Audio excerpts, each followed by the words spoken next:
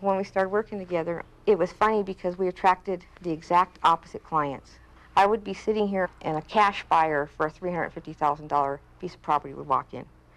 She would sit here and a person wanted to buy this little $30,000 house that she would get them into. I mean, it just worked.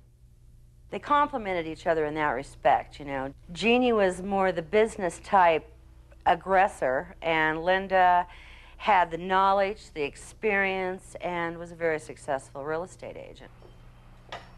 We met Stephanie and Patty in, I believe, April of '96.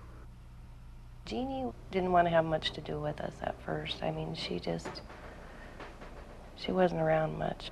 Linda was a sweetheart. She didn't really want to talk about insurance, of course, who does? Linda had a checkbook and signed everything, and I couldn't tell you, now I can, but at that point I couldn't ever tell you what I was signing.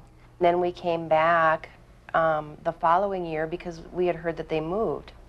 So we came over to check out their new office, and Stephanie and I, we just looked at each other and said, you know what, we need to review their insurance program, because we could just tell that the overhead had to be substantially higher.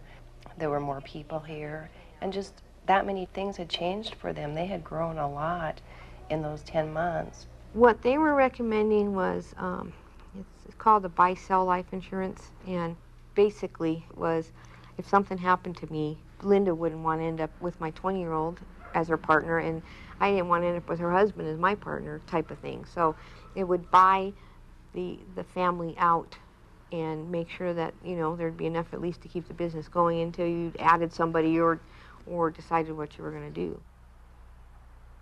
She left at noon. She said she'd be home about 5 or 6. She was going to Bridger. At the time, I really didn't know she was with my sister. My sister's husband called and said Leah and my mom had been in a car accident in Rockville. It was March 15th, and I was here at the office, and one of the agents here said that Jenny, Linda's oldest daughter, was looking for me. I said, you want me to come over? So we were sitting and waiting and praying and waiting, and then I saw a cop car drive into our lane, and so then he came in and told me that my mom had been killed in an automobile accident.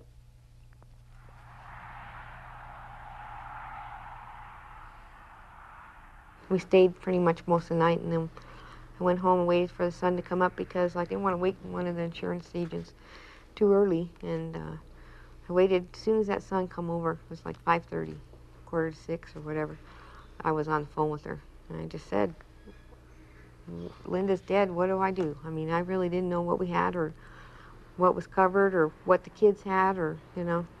I knew that the case was in force, and so I just reassured her and told her it was going to be okay.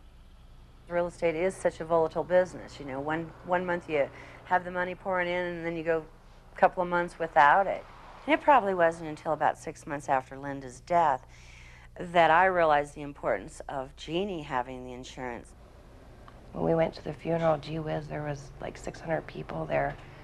As I looked around the church, I thought, you know, we're the only ones here who are going to be able to do anything more for this family than bring chocolate chip cookies and cake. You know, we are going to be able to take care of them. If we didn't have it, we probably, and I'm being pretty honest, we probably wouldn't have our doors open right now.